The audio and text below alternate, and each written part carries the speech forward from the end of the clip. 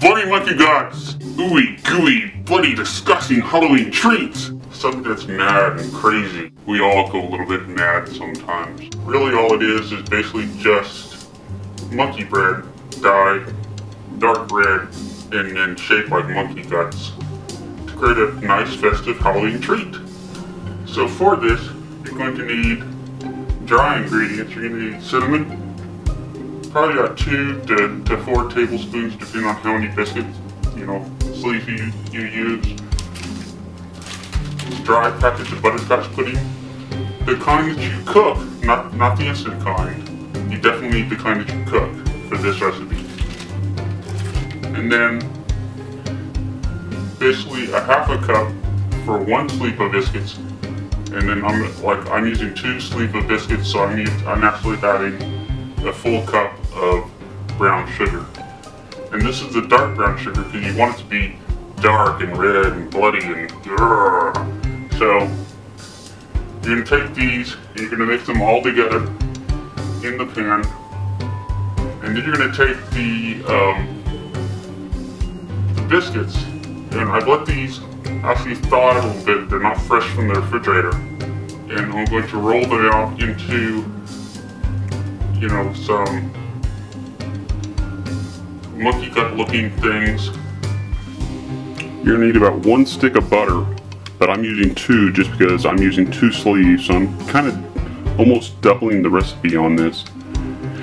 And because I don't want to run out when I'm dipping the biscuits in the butter before I dip them into my dry mixture.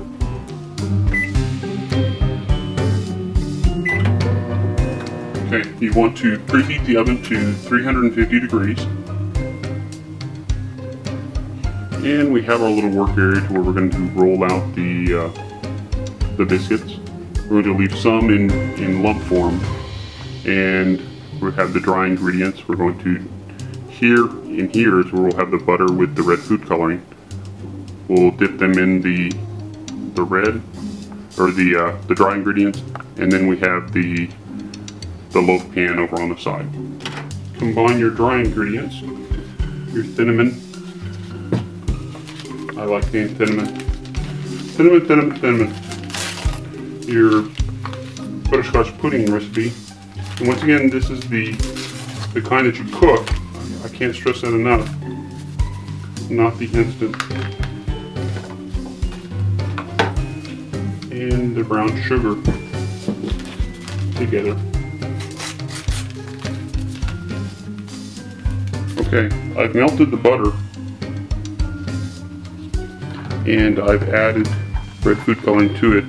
You might be saying, oh, that's too dark, but you want it to be really dark because if you make it too light, you wind up with Pepto, pink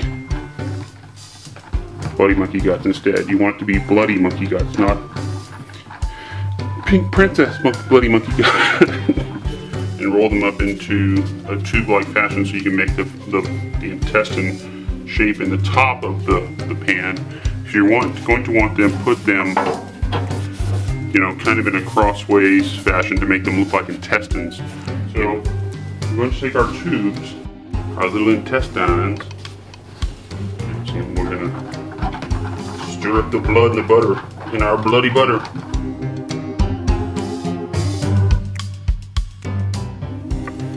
Okay, you can see how I've arranged them in the pan. And like I said, the rest of them I'm just going to put on top. I'm going to also take a little bit of the bloody butter and dribble it on top so that the red shines through, because you really want it red and ooey and gooey. The butterscotch pudding will help in that.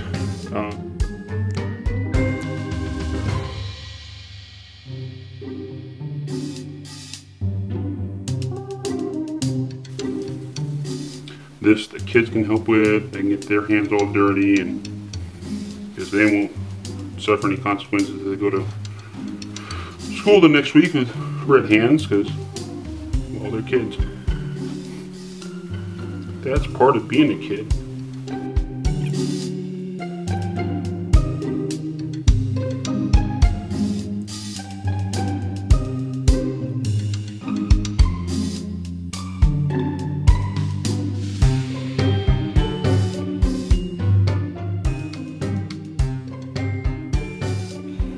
all ready to go. Put it in the 350-degree oven for about 35 to 37 minutes. Remember this one? Great green gobs of greasy granny gopher guts, mutilated monkey meat, french fried eyeballs floating in my apple drink, and I forgot my spoon. Yeah!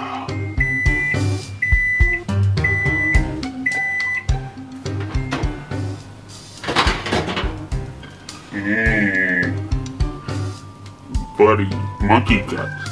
Now you set it aside for a little bit. While it's cooling, what you want to do is take a knife and actually go through the sides of it.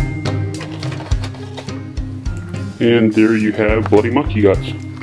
Notice how the dark brown sugar made it all nice and gross, and see how the tubes actually, you know, whitened up into to make it look like, you know, typical intestine picture. It's a very, this is fantastic to get, and it's very, very tasty. It actually is really tasty. It might look gross, but it's fantastic. Happy Halloween.